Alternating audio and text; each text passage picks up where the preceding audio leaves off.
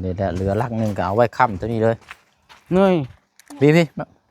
าพี่เอาวางตรงนี้มองไปบ่พี่เมืองเท่ๆบาดนี่ไห้เอ็ดโอ้กอดมันล่มเลย1 2ตกลงเลยดีเลยนี่อีกอ๋อตรงแล้ววะตรงแล้วมันได้แล้ววันนี้เนาะโดย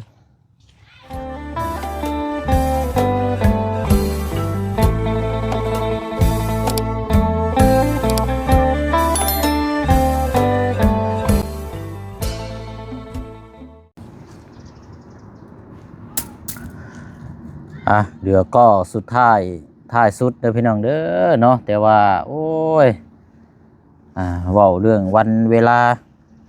เนาะพี่น้องเอ้ยวันเวลานี่มันไวแล้วก็เฮ็ดหลายสิ่งหลายอย่างแน่จักสิแล้วหรือบ่แล้วแล้วมื้อนี้กับพี่น้องเนาะสำหรับทางตะข่ายล้อมรั้วของทางอาเจืองเนาะพี่น้องเนาะเมื่อวานนี่ก็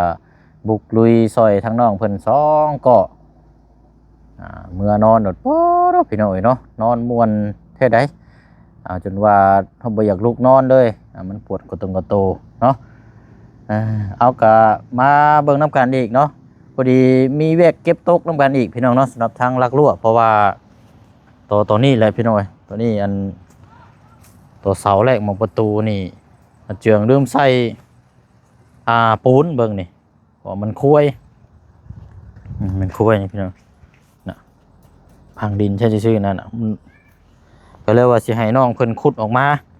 แล้วก็สิเอาลักตัวที่ว่ามันเรือนี่เอามาค้ำตัวนี้เนาะเดี๋ยวเฮาสิเฮ็ดเบิ่งน้ำกันเลยตอนนี้พี่น้องเนาะเนาะมาพบมาเจอกันอีกคือเก่าเด้อพี่น้องเด้อเนาะเป็นเวลากะบ่าย2น้อยๆแล้วในตอนนี้กับพี่น้องเนาะกราบทักทายสบายดีและสวัสดีพ่อแม่พี่น้องเบิดสุขุสุคนเด้อพี่น้องเด้อเนาะพบเจอกันอีกคือเก่าคือเดิมเนาะกะเนาะก่อนอื่นเนาะก็ขอบคุณขอบใจขอบคุญขอบคุณพี่น้อง FC เฮาเนาะที่ติดตามแล้วก็เป็นกำลังใจให้เนาะพี่น้องเนาะสำหรับทางทุกกำลังใจเนาะอันนี้บ่เชียงก็ตั้งอยากซอยน้องเพิ่นนั่นแหละพี่น้องประคองซอยกันคือทุกขั้นตอนซอยกันเนาะเอาละเนาะเดี๋ยวเบิ่งตัวนี้ก่อนพี่น้องเก็บโต๊ะเวียกตัวนี้ก่อนมื้อนี้เนาะทั้งตะข่ายนี่คันบ่แล้วก็แม่นว่าพังเบิ่งวันเวลานี่แหละพี่น้องเนาะไปเนาะทางอาเจืองกันจักไปทางใดมื้อเช้านี่บ่สบายดีเนาะคือว่าไปชายแดนบ่โดยไปชายแดนต้นไปก็ชายแดนไปซื้อหยังอันนั้นล่ะซื้อไก่แล้วก็ส่งบ่มีส่งไส้นี่บ่โดยกับไก่โดยไก่สิเอามาเฮ็ดหยังน่ะ เอามาอยากเลี้ยงฮะเลี้ยงข้าวทีมงานอ้ายแหละเอ้านี่แหละไก่มันใหญ่ว้ายเนาะพี่น้องทางว่าแท้นี่เนาะโอ้เป็นโตเลยบ่นะโดยโอ้ผมก่อน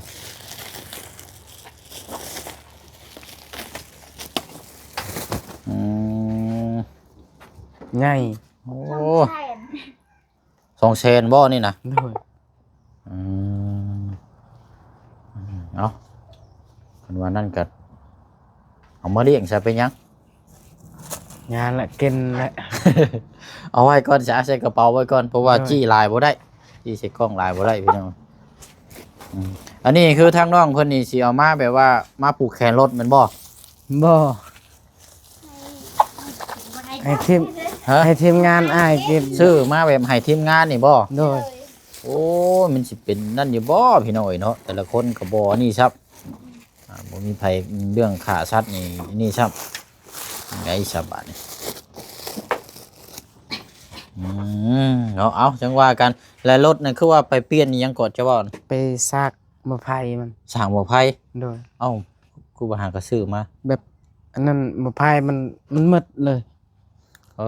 มืดน้ำหมอเวทบ่โดยต้องซื้อเสกหน่วยไม้แท้นี่เนาะบ่ซากได้อยู่ซากแล้วมันสิบ่เบิดอีกบ่ซะโดยบ่เบิด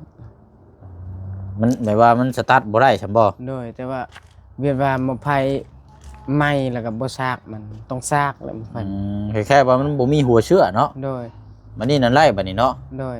แต่ยังบ่ไปเอา2 โมงเพิ่นว่าไปเอา เอาตัวนี้นั่นยังหมอพายยังอยู่พุ่นอยู่ โดย ตอนนี้นั่นคือยังสตาร์ทบ่ได้เดี๋ยวนี้เนาะ โดย นี่แต่ยันเอาอย่างเดียว โดย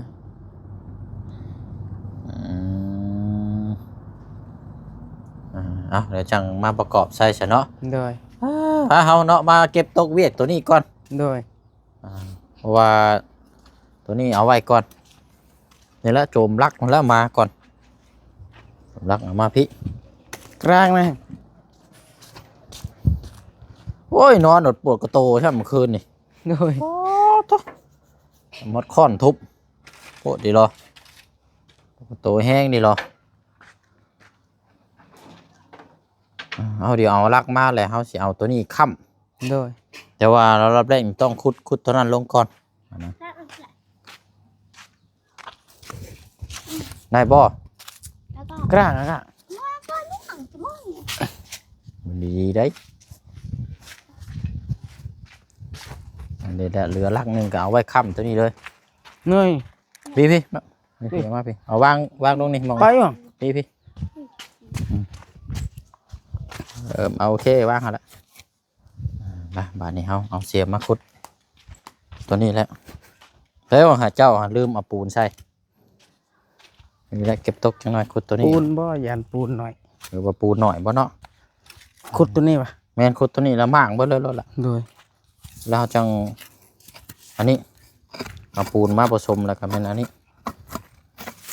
เดี๋ยวก็จะได้ขุดตัวนี้ลักตัวนี้ค้ำลงในทั้งนั้น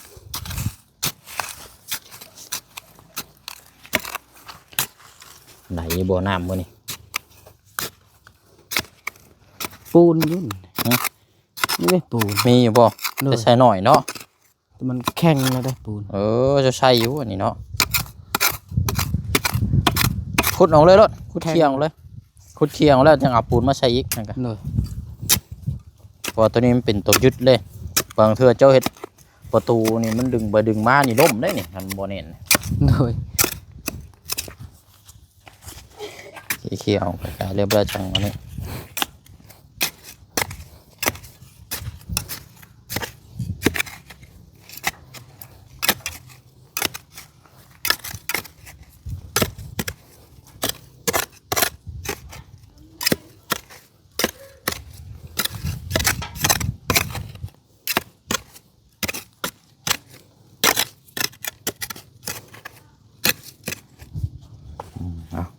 สะไปเลยโอ้แดดได้มือนี่เปลี่ยงเลยสมมังม่วงนี่คักอยู่ได้นี่คันมีนี่แบบเนี่ยชะขึ้นไปรถหน่อยหมดไปแล้วเขาจะเอาปูนมาใส่เจ้าใส่ปูนหน่อยได้ โดย นั่นนี่หนักเลยว่าสีเงินอยู่นะวะมันไม่ได้ใส่เลย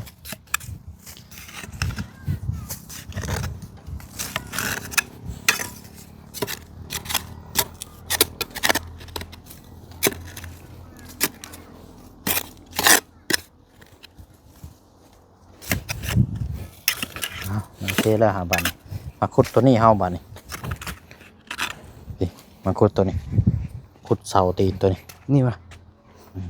ขุดประมาณหมองนั่นแหละขุดลงไปเลย ขุดแบบนี้เนาะ ประมาณนั่นแหละเห็ดขากลางเลย โดย เอาตัวนี้ชก ถอ ใส่ น้ำได้เลย ฮะ ผมมีถอน้ คุยหรือว่าถอน้ ำนี่แหละ ำได้ลองมัน โดย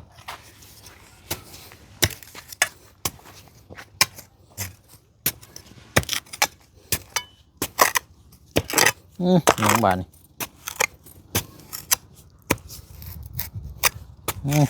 โอ้ยเด้บานไห้บ่ เจอหินใหญ่ เนาะคือไห้ใครอยู่ดอก โดย โอ้เหมือนแท้ๆบาดนี่ไห้เอ็ดโอ้กอดมันเริ่มเลย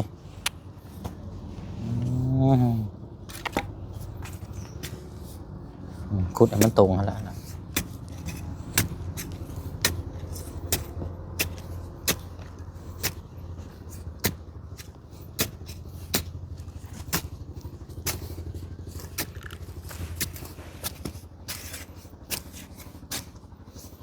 แป๊บเดียวชั่วโมง2 โมงปลายเลยมันเวลานี่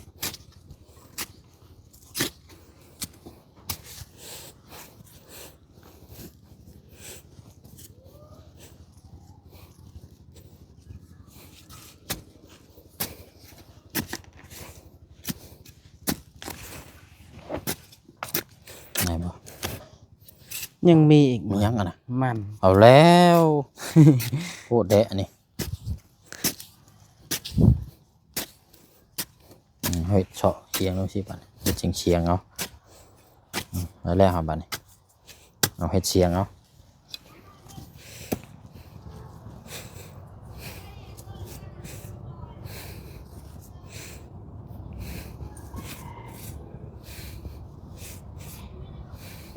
ได้ปะ โอเคเอาเฮ็ดเชียงเอาเนาะ โดย เฮ็ดเชียงเฮ็ดเฉาะลงเฮ็ดเอียงเฮ็ดเชียงขึ้นสินะ โดย เวลาเ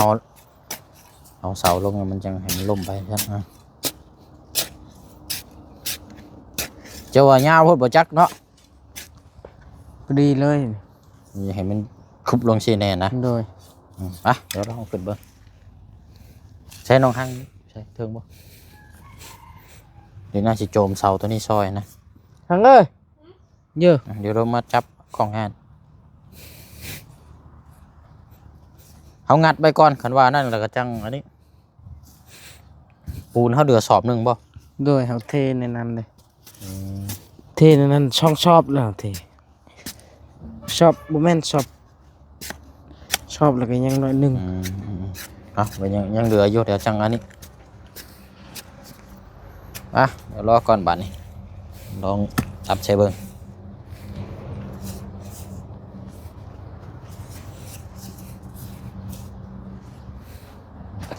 เอาน้องห้างครับพี่เก้าโจมซอยให้เจอมาเฮา1 2บอกลงเลย ดีเลย นี่ต้องแบบนี้จังซี่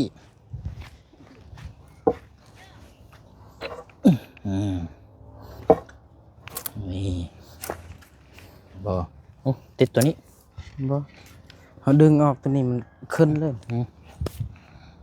เดี๋ยวเด้อ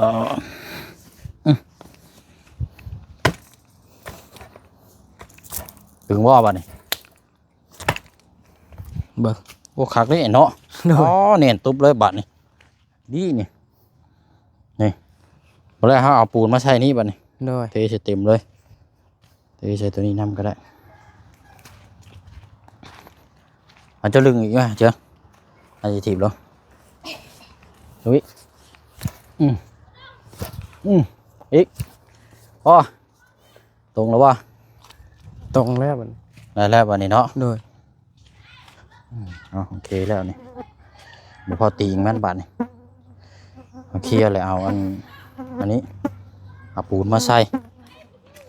ตัวนี้บ่ใส่ปูนก็ได้ล็อกตัวนี้นะ โดย ตัวมันลดเลย เท่านั้นมันก็แน่นใส่หินนี่ก่อน มีแต่เขาเอาตัวนั้นไปหน่อยผสมปูน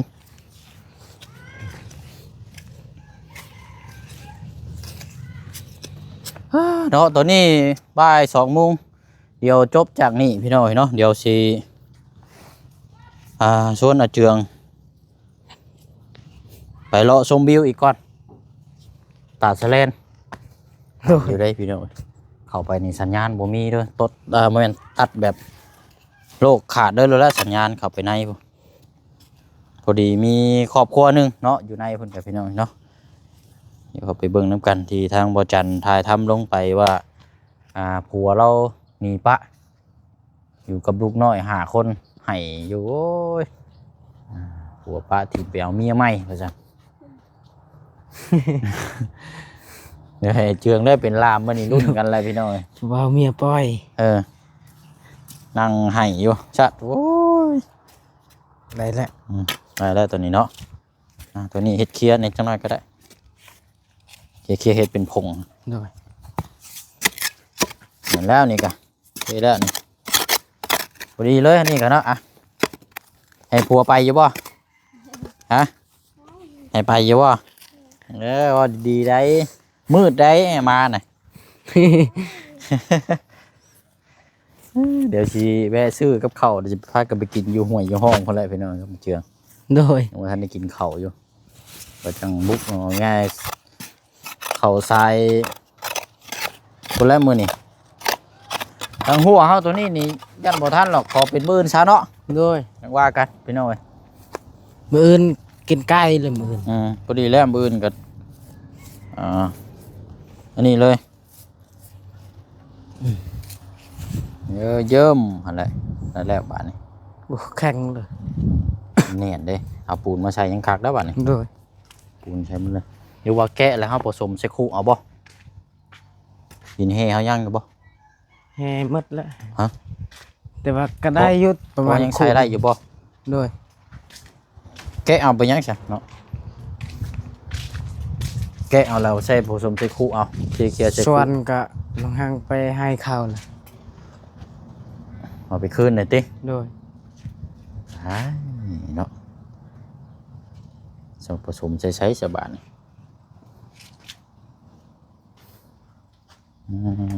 เนาะจังว่ากันซะเนาะ โดย มันว่าอุปกรณ์มันบ่ครบนี่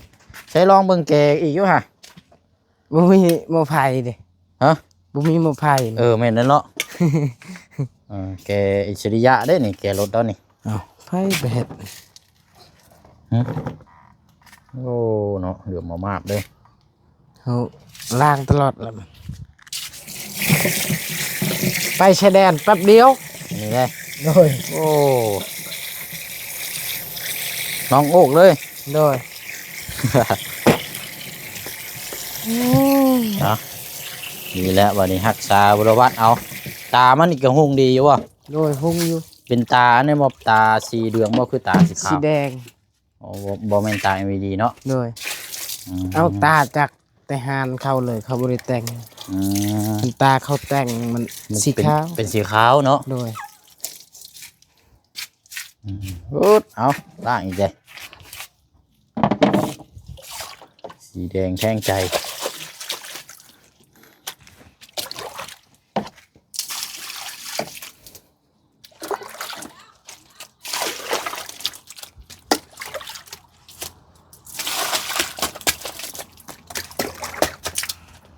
ฉันก็มีแต่ว่าเขาตั้งไว้ก่อนเนาะ โดย เดี๋ยวหาอุปกรณ์มาก่อนแล้วจังผสมแล้วก็จังเทใส่พอมันได้แล้วนะพี่น้องได้เน่น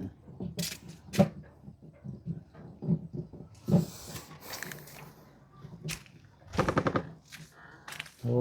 เนาะมีทางน้องๆเพิ่นซื้อไก่ โดย ไก่ผูโตบากไงพี่น้องเนาะเพื่อไม่ให้ทีมงานเป็นกะพังเบิ่งมืออื่นพุ่นแล้วซะเนาะ โดย เพราะว่าทีมงานบางท่านในเพิ่นก็กลับบ้านแน่ โดย แต่ยังก็แม่นเพิ่นเบิ่งก็จะว่า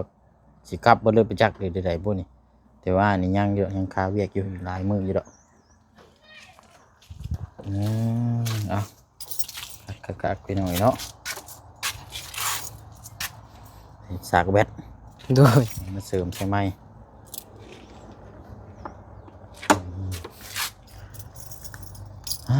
แล้วนะไปมานั่งที่ก่อนเฮาบัดนี่ไป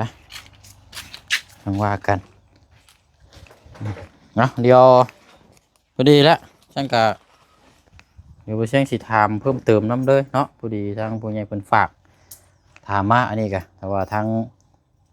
เจืองแต่ว่าโอเคน้ำกับเป็นว่าพร้อมมันเหมือนกัน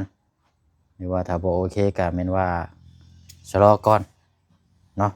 มานั่งพี่ก่อน โดย ถามพูดคุยนำกันเนาะนี่เพิ่นฝากมาถามพอดีว่ามีทั้งผู้ใหญ่เนี่ยเพิ่นสิสดซอยเทพื้นตัวนี้ โดย แต่ว่าให้เฮ็ดเองได้บาน โดย สิเฮ็ดได้อยู่บ่ เฮาประชุมปูนได้อยู่ยันเฮาเฮ็ดมันให้เสมอนั่นบ่เป็น หาคนบ่มือเฮาแท้ๆนี่หาคนมาบ่ โดย จ้างแบบกับข้าวกับน้ำเนาะเล็กๆน้อยๆแล้วกวดซอยกันนะ โดย ก็พอมีว่าคนมีประสบการณ์เอาจัก3คนนี่ก็ได้น้องสอนคนหนึง โดย เจ้าแล้วอีกคนหนึง3คนก็ได้นะ โดยเดี๋ยวค่อยหาก่อน หรือว่า4คนก็ได้เนาะ โดย แล้วเพิ่นสิซอยปูนนั่นโตนหนึงกับแห่ทราย โดย แต่ว่าค่าแรงนี่เพิ่นให้ถามเจ้าว่าเจ้าสิเฮ็ดได้บ่นะแต่ว่าเจ้าว่าเฮ็ดได้มีความสามารถที่จะเฮ็ดเองก็แม่นว่าเพิ่นสิสดซอยตัวนี้ โดย เนาะอ่า ทางอันนั้นคือกันพี่น้องทางน้องสอนคือกันทางน้องสอนก็แต่ว่าเพิ่นก็ฝากมาถามคือกัน โดย พื้นเพื่อนน้องสอนนะแต่ว่ายังบ่ทันได้ถามน้องเพิ่นอยู่นั่นไงแต่น้องเพิ่นโอเคนํกะแบบเดียวกับคืออ้ายว่าเฮ็ดหัวนี่ละเอาเฮ็ดนํกันแบบสิหั่นนะ โดย อืมเอาอันนี้อ้ายถามแล้วเจ้าคันมาไล่คำตอบแล้วจังมาแจ้งอ้ายอีกทีนึงก็ได้ตัวนี้เด้อ โดย เพราะว่างานเทพื้นนี่มันเป็นงานงานละเอียดอ่อนได้ตัวนี้นี่ โดย เราต้องเทให้มันคักๆนะปรับหน้าดินบ่ได้นี่เฮ็ดแถวนี้ โดย ปรับคอยเคลียร์แล้วก็ถ้าดอกไม้เฮามันยังมีอยู่ที่นี่ประมาณจักโตนึงนี่ก็พอแล้วที่จากบ้านนี่ก็ประมาณออกจาก50เซนเนาะ โดย ตรงนั้น50เซนแต่ว่าต่อไผ่หันอีกบ่นี่เนาะยังบ่ทันได้เคลียร์ยับ โต๊ะ โอ้เวียกข้างได้นี่ก็นั่นนี่ต้องทุบตัวนี้ก่อนได้ถึงสิเทได้นี่ โดย นักอยู่ได้ตัวนี้ก็เพื่อเสียงออกได้นี่ต่อไผ่นี่ก็ ต้องเอาคอนคอน ต้องเอาขวานซับเนาะ โดย เอาอันนี้ก็จังค่อยว่ากันถ้าเจ้าว่าลองหาคนที่ว่าเพิ่นประสบการณ์เกี่ยวกับปรับหน้าดินตัวนี้ถ้าว่าโอเคได้แล้วจังแจ้งบ่อ้ายแล้วก็เจ้าจังบุกตัวนี้เนาะ โดย ว่าบ่ได้รีบหรอก โดย ถ้าว่าเฮ็ดได้นะ โดย เอาเดี๋ยวจะมาเอาคำตอบนํกันเนาะ โดย ถ้าว่าเฮ็ดได้ก็ถือว่าเป็นข่าวดีสำหรับทั้งครอบครัวซุมเจ้านี่นะเนาะ โดย คือง่ายว่าอะไรเฮ็ดซี่แหละเนาะผู้ใหญ่เพิ่นเวลาเอาเฮ็ดซี่ละผู้ใหญ่เพิ่นอยากให้เฮ็ดเองแต่เพิ่นอยากถึกอกถึกใจนะแค่ว่าเพิ่นอยากซอย โดย อะไรที่เฮาซอยเบาภาระอะไรเฮาเฮ็ดได้เฮาก็เฮ็ดนะ โดย ว่าเนี่ยมันนี่ผู้ใหญ่เพิ่นก็มักเลยพี่น้อง FC เพิ่นก็เห็นดีน้ำลาย โดย เอาตามนั้นแหละซะเนาะ โดย เดี๋ยวจังพูดจังคุยนํกันเพราะว่าจบจากนี้เราสิไปเข้าในพุ่นแล้วเฮาบัดนี้เนาะ โดย ยืมตัวในเด้อ ยืมผัวในเด้อ เด้อ เด้อ เอาเดี๋ยวจังมาเอาคำตอบอีกทีนึงตัวนี้เนาะ โดย เอาสาราพี่ลานอกก่อนเนาะ สบายดี ดูไปเนาะพี่น้องเดี๋ยวว่าจังคุยน้ำกันนี่เพิ่นฝากมาถามก่อนแต่ทางน้องๆเพิ่นพร้อมก็แม่นว่าพร้อมจบจากหัวแล้วก็แม่นต่อตัวนี้เลยบัดนี้พี่น้องเนาะอันนี้ประมาณนี้นะพี่น้องเนาะไปเนาะลาพี่ลานอกไปก่อนนะพี่น้องเด้อเนาะพบเจอกันในคลิปหน้าเนาะพุ่นแล้วบัดนี้บุกเข้าไปในตาดสะแลนก่อนบัดนี้พี่น้องเนาะไปกับทางอาเจืองเนาะว่าสิพบเจอหยังแน่พี่น้องตอนนี้ก็บ่าย 2 โมงหน่อยๆเพื่อออกมาก็ค่ำพุ่นแล้วมื้อนี้พี่น้องเนาะบ๊ายบายเด้อพี่น้องเด้อ